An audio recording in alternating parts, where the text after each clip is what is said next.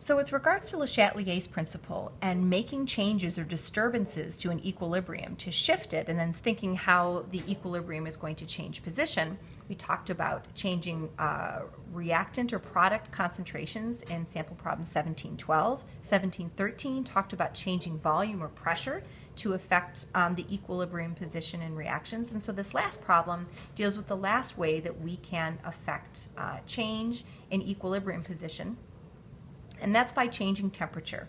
So a couple of things to point out. This is only going to be relevant for reactions that involve temperature changes. So if there's no temperature change in a reaction, we're not going to have any effect by changing temperature.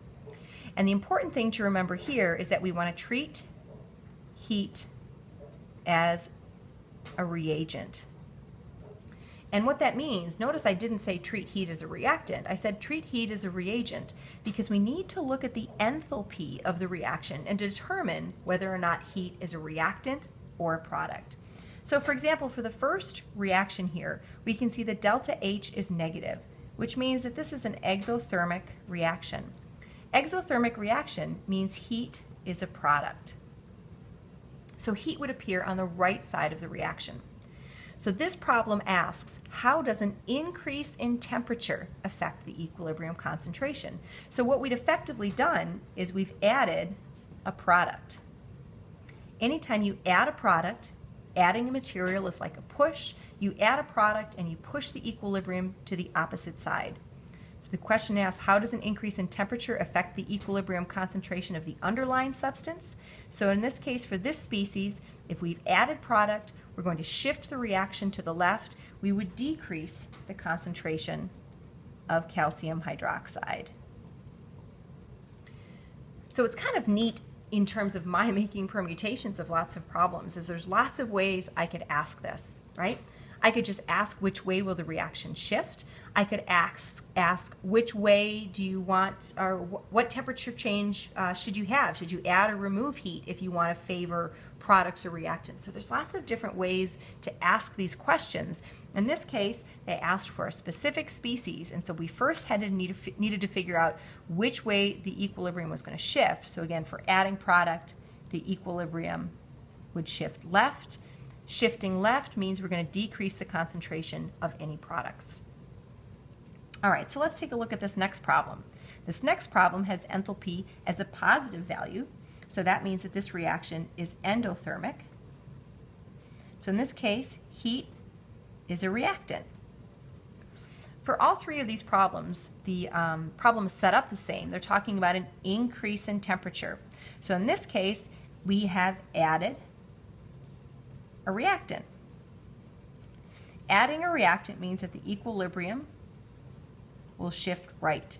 So if we shift this equilibrium to the right, that means we are going to increase the concentration of CO2. So one of the things to note is that I could easily change this problem by keeping everything the same and just underlining a different species. If I underlined a different species here, we could ask, for example, about the concentration of calcium carbonate. But this is sort of a tricky question here, right? Because calcium carbonate does not appear in the equilibrium expression. So in this case, there would be no change in its concentration, no matter which way that the equilibrium shifts. So again, that was kind of a trick one to kind of think about here, but we could have done the same thing with some of these other equilibria here. Same problem would actually be had with the first one, because calcium oxide and water are a solid and a pure liquid, so they wouldn't appear in the equilibrium expression either.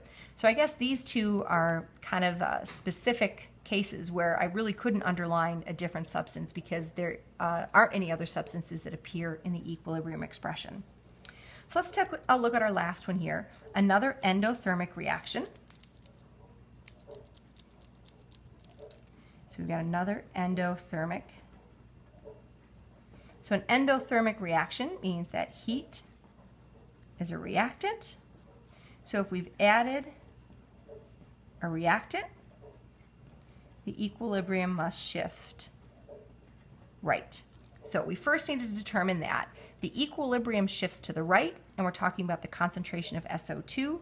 That means the concentration of SO2 is going to go down as we shift the equilibrium to the right. finally, this problem is one where I could underline the concentration of O2. And if I had underlined the concentration of O2, this would say that that concentration would increase as we increase temperature. Again, I could make a different permutation of this problem by saying, how does a decrease in temperature affect the equilibrium concentration? Or I could pick one of these reactions and say, if we wanted to favor the formation of product, what would we want to do? Would we want to heat the reaction or cool the reaction? So Le Chatelier's principle is a really important concept to understand. When you get to classes like biochemistry, you can really use it well to understand how respiration rates can change blood pH, because there's an important equilibrium that's involved in that. So really a lot of neat applications of equilibrium and Le Chatelier's principle. And in class, we talked about kind of using some aspects of Le Chatelier's principle to optimize the Haber process, which is the mechanism industrially for synthesizing ammonia. So again, that was kind of the fifth practical application here, was looking at the synthesis of ammonia and taking an exothermic reaction that has an unfavorable equilibrium constant at high temperature and optimizing it industrially by both equilibrium and rate constant methods.